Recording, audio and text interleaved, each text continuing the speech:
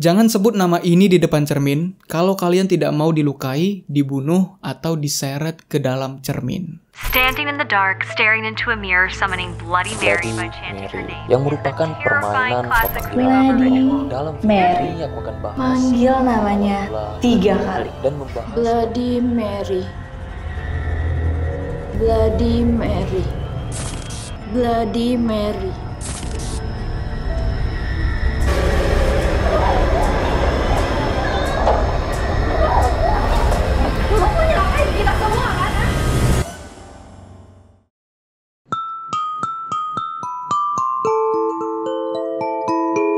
Bloody Mary ini adalah urban legend yang populer atau bisa juga dibilang sangat populer apalagi di barat sana. Urban legend ini berasal dari Inggris dan Amerika Serikat.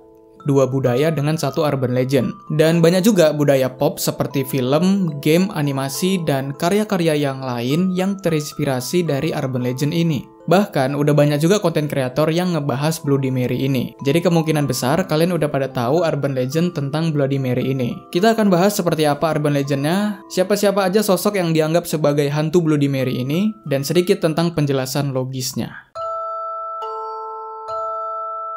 Jadi Bloody Mary ini adalah hantu yang terperangkap di dalam cermin. Kita bisa memanggilnya dengan melakukan sebuah ritual. Ritualnya gampang, kita cuma butuh 3 hal, yaitu ruangan yang gelap, cermin, dan mantra. Mengucapkan mantra atau melakukan sesuatu. Kita bahas itu nanti, habis ini. Jadi setelah kita mempersiapkan dan melakukan ritual tersebut, nanti di cermin bakal muncul sosok hantu yang disebut sebagai Bloody Mary. Atau bisa juga kita bakal melihat wajah kita yang berubah menjadi menyeramkan. Dan pantulan bayangan kita itu sebenarnya Bloody Mary, bukan pantulan bayangan kita yang asli.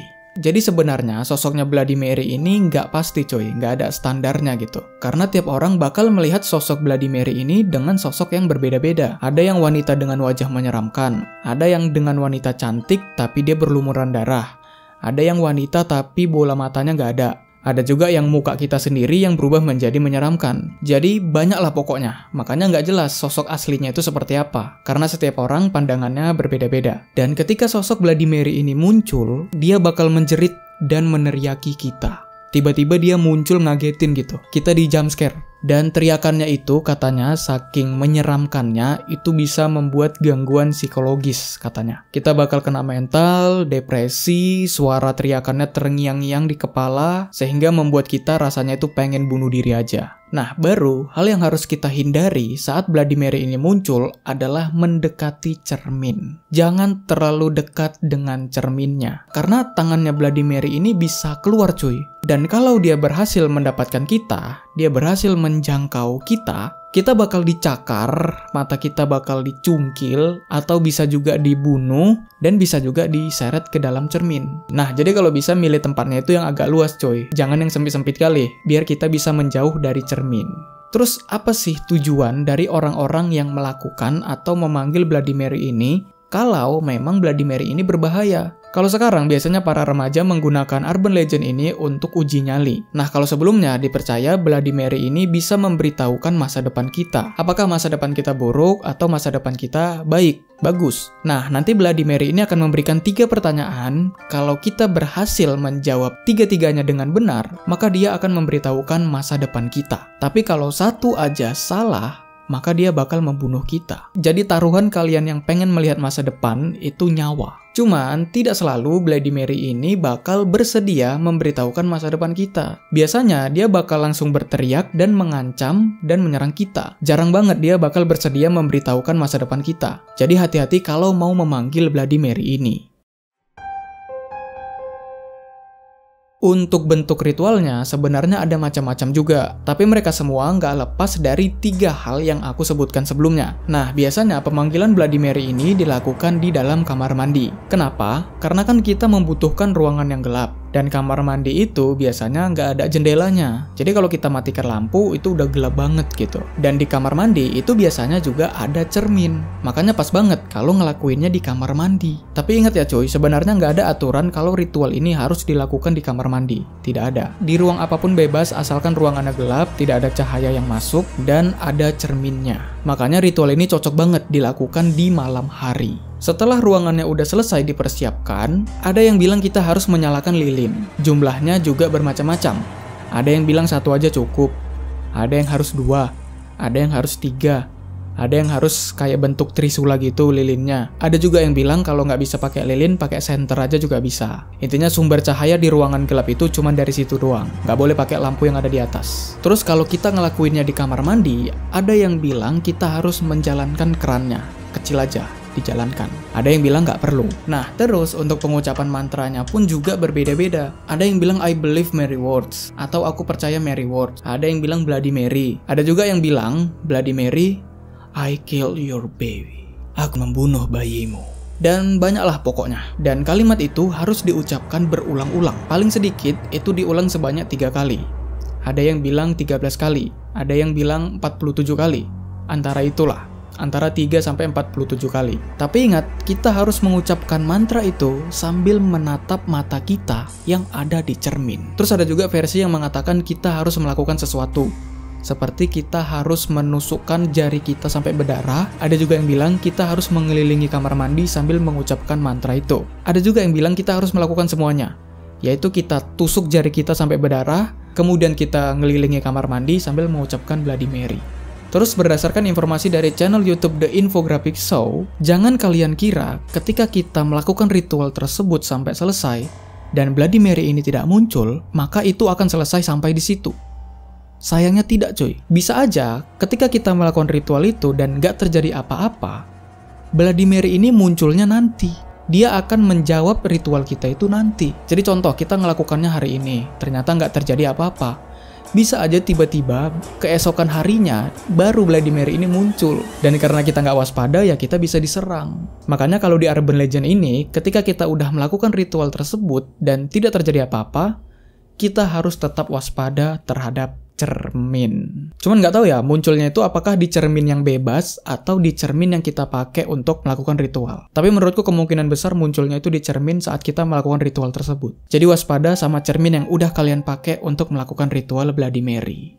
Dan sebenarnya nggak diketahui juga gimana cara menghentikan Bloody Mary ini kalau dia udah dipanggil. Tapi ada saran, kalau Bloody Mary ini muncul di cermin, kita menjauh aja dari ruangan itu dan jangan mendekati cerminnya. Kita tinggalkan cermin itu dalam waktu yang lama, nanti dia akan menghilang sendiri. Tapi kalau dia nggak hilang-hilang, ya kita harus menyembunyikan cermin itu di tempat yang aman. Ya nyembunyikannya hati-hatilah, jangan sampai kalian kena serang. Dan pastikan cermin itu tidak pecah.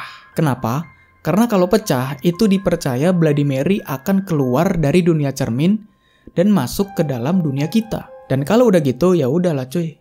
Kita mau lari kemana lagi? Bloody Mary bakal mengejar kita. Kalau Bloody Mary masih ada dalam cermin, itu masih enak gitu coy. Kita bisa menjauhinya, karena dia nggak bisa menjangkau kita. Tapi kalau udah keluar, ya wassalam. Jadi kalau mau menyingkirkan Bloody Mary, usahakan cerminnya jangan sampai pecah. Cukup disembunyikan aja di tempat yang aman.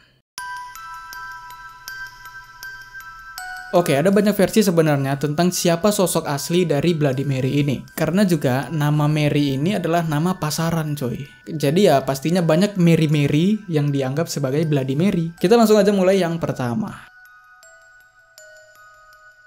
Yang pertama ada Ratu Inggris yang bernama Mary Tudor. Nah, Mary ini adalah anak dari Raja Henry dan Catherine of Aragon. Nah, cuman sang raja ini kan pengen anak cowok gitu, biar bisa jadi ahli waris. Karena Mary ini adalah anak cewek, bukan cowok, jadinya Mary ini adalah anak yang tidak diinginkan. Terus karena sang raja tidak mendapatkan anak cowok dari istrinya Catherine, mereka pun bercerai. Sang raja kemudian menikah lagi. Nah, di pernikahannya yang kedua ini, ayahnya tidak lagi menganggap Mary sebagai putrinya, sebagai anaknya. Dan yap, Mary pun sakit hati lah ya kan. Dia tidak dianggap sama ayahnya sendiri. Terus anak dari istri keduanya Raja Henry ini pun lahir.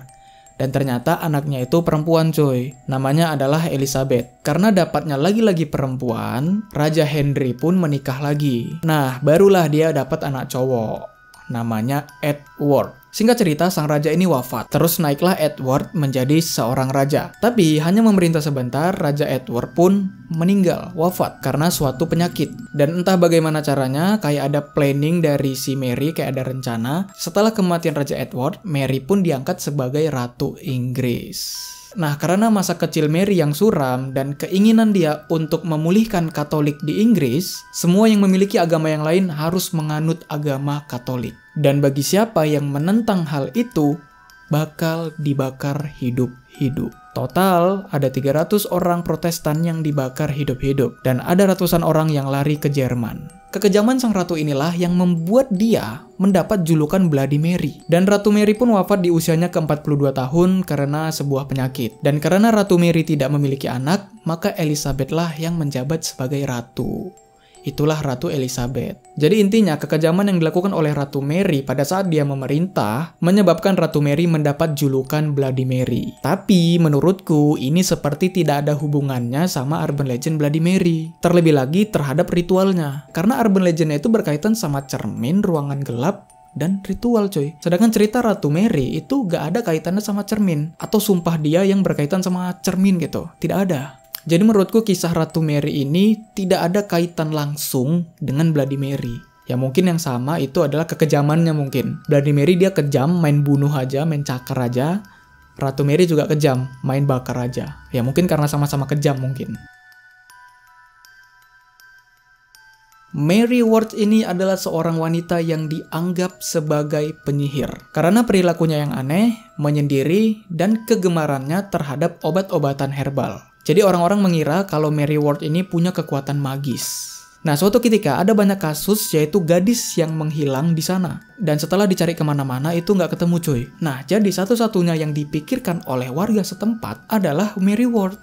Jangan-jangan Mary Ward setelah menculik gadis-gadis ini untuk melakukan ritual yang aneh-aneh. Ditangkaplah Mary Ward ini, dicari gadis-gadis itu di rumahnya, ternyata nggak ketemu coy. Cuman ya pada akhirnya Mary Ward ini tetap dibakar hidup-hidup oleh warga. Sebelum kematiannya, Mary Ward pun bersumpah kalau dia akan balas dendam. Itulah kenapa Mary Ward ini dianggap sebagai sosok asli Bloody Mary, karena sumpahnya itu. Dan salah satu mantra di ritual Bloody Mary juga Mary Ward kan, I believe Mary Ward. Aku percaya Mary Ward. Nah, cuman gak ada bukti yang kuat kalau cerita ini tuh ada. Jadi bisa dibilang cerita Mary Ward ini pun juga hanya sebagai urban legend aja. Hanya cerita-cerita aja gitu. Beda sama Ratu Mary, Ratu Inggris yang jelas gitu sejarahnya. Oke, sosok selanjutnya yang dianggap dialah Bloody Mary ini adalah Elizabeth Bathory. Kenapa? Karena diperkirakan dia sudah membunuh 650 gadis perawan. Elizabeth Bathory lahir di keluarga bangsawan pada tahun 1960 di Hungaria. Elizabeth Bathory percaya kalau dia mandi darah perawan, maka dia akan awet muda. Nah, cara dia mendapatkan korbannya adalah Elizabeth ini kan dari keluarga bangsawan tuh. Nah, dia mengundang wanita-wanita muda untuk bekerja di rumahnya. Awalnya targetnya itu adalah gadis-gadis dari para petani. Jadi dengan rayuan manisnya, para gadis itu pun tertarik. Orang tua dari gadis tersebut pun menyetujuinya. Terlebih lagi mereka bersyukur gitu coy, karena anak gadis mereka bisa bekerja di keluarga bangsawan. Padahal anak mereka itu disiksa dan dipakai darahnya untuk mandi. Nah, setelah gadis-gadis para peternak udah habis, dia embat semua. Targetnya Elizabeth Bathory kemudian adalah bangsawan-bangsawan yang kecil. Karena dia udah mulai ngincar anak-anak bangsawan, pada akhirnya Elizabeth Bathory ini pun ketangkep coy. Dilakukan penyelidikan dan ketangkeplah Elizabeth Bathory ini. Nah, 4 bawahannya juga ketangkep dan mereka berempat dihukum mati. Tapi Elizabeth tidak dihukum mati seperti bawahannya. Hanya saja dia dipenjara sampai mati. Kenapa begitu? Karena kalau dihukum mati itu bakal merusak reputasi bangsawan, katanya. Jadi karena kengerian Elizabeth Bathory yang membunuh para gadis-gadis dan menggunakan darahnya untuk mandi, makanya dia dianggap sebagai sosok asli dari Bloody Mary. Cuman ya lagi-lagi nggak ada kaitannya langsung dengan ritual Bloody Mary, seperti cermin, ruangan gelap, atau apapun itu. Dan banyak lagi sebenarnya cerita tentang Bloody Mary ini. Ada yang bilang dia ini awalnya adalah gadis yang cantik banget, cuman dia mati dibunuh pacarnya. Ada juga yang bilang dia kecelakaan, terus wajahnya jadi jelek. Karena wajahnya jadi jelek, orang tuanya jadinya menyembunyikan cermin-cermin di rumah mereka. Tapi wanita ini berusaha untuk mencari cermin yang disembunyikan. Dan akhirnya dapet, berkacalah dia, bercerminlah dia, dan dia kaget melihat wajahnya yang mengerikan.